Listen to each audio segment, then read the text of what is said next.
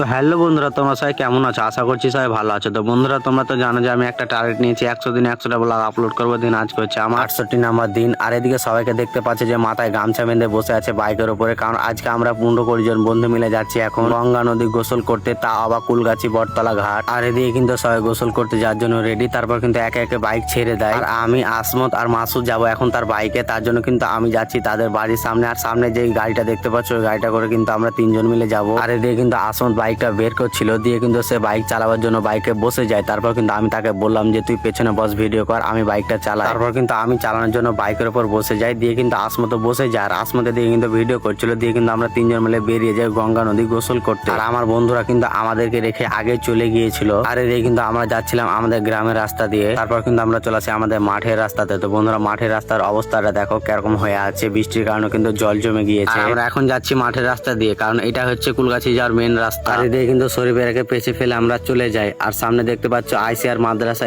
School. আর এখান থেকে স্কুলটা দেখো কত সুন্দর লাগছে দেখতে। আর এই স্কুলটাতে কিন্তু পড়াশোনা অনেক ভালো হয়। তো তোমরা কে কে এই স্কুলে পড়ো অবশ্যই কমেন্টে জানিও। আর কুলগাছি বটতলা থেকে কে কে আমার ভিডিও দেখো অবশ্যই কমেন্টে জানিও। তারপর কিন্তু আমরা চলে আসি কুলগাছি বটতলা। আর কুলগাছি বটতলা এসে আমাদের সাথে কি হলো, আর এদিকে কিন্তু ছোট্ট ভাইটা রাস্তার মাঝখানে দাঁড়িয়ে গেল। কিরকম যেতে যেতে কিন্তু মিডিলে দাঁড়িয়ে গেছে। যদি এখানে যদি অ্যাক্সিডেন্ট হয়ে যেত, কাদের দোষ হতো? আমাদের দোষ হতো। আর এদিকে কিন্তু আমাদের ক্যামেরা চালু ছিল, কোনো সমস্যা ছিল না। তোমাদেরকে বলি যে বাইক চালাও, আস্তে চালাও, সুস্থভাবে চালাও, যাতে কারোর দোষ তোমাদের ঘাড়ে এসে না পড়ে। তারপর আমরা কুলগাছি যাওয়ার জন্য এই রাস্তা দিয়ে নেমে গেলাম। তো এটা একটা রাস্তা কুলগাছি ঘাট যাওয়ার জন্য। তারপর কিন্তু আমরা চলে আসি কুলগাছি বটতলা ঘাট। তো এখানে কিন্তু আমাদের বন্ধুরা অপেক্ষা করছিল। আর এদিক থেকে কিন্তু হাসানেরাও চলে আসে। তো তাদেরকে বলেছিলাম যে কুলগাছি বটতলা থেকে আমাদের জন্য সিঙ্গারা আনতে, দিয়ে কিন্তু তারা আমাদের জন্য সিঙ্গারা নিয়ে এসেছিল। আর এদিকে কিন্তু আমি আর মাসুদ একটা সিঙ্গারা নিলাম আধখান আধখান করে। আর এদিকে কিন্তু আসমত একা একটা গোটা নিচে দেখতে পাচ্ছ সে খাচ্ছে। আর এদিকে কিন্তু সবাই দাঁড়িয়ে আছে, আর আমরা কিন্তু সিঙ্গারাটা খাচ্ছি। তারপর কিন্তু আমাদের সিঙ্গারা খাওয়ার পরে কিন্তু গলাটা অনেক শুকিয়ে গিয়েছিল। তারপর কিন্তু আমরা কলে চলে আসি জল খেতে ঠান্ডা। আর এদিকে কিন্তু মাসুদ প্রথমে গ্লাসে করে জল খাচ্ছিল দেখতে পাচ্ছ,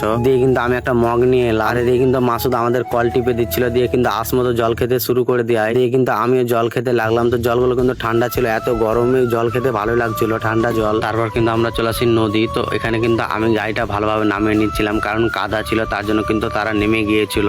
আর এদিকে সবাইকে দেখতে পাচ্ছ যে দাঁড়িয়ে আছে, আর যে যার জিনিস কিন্তু ডিক্কির ভিতরে রেখে দিচ্ছিল, চুরি হয়ে যাবে তার জন্য। তো এটাই হচ্ছে কুলগাছি বটতলা গঙ্গা নদী। তো ফাইনালি আমাদের গোসল করা কমপ্লিট হয়ে যায়। তো বন্ধুরা, ভিডিওটি কিন্তু আজকে এই পর্যন্ত। কেমন হয়েছে অবশ্যই কমেন্ট সেকশনে জানিও। টাটা বাই বাই, দেখা হচ্ছে নেক্সট ভিডিওতে। ভালো থাকো, সুস্থ থাকো।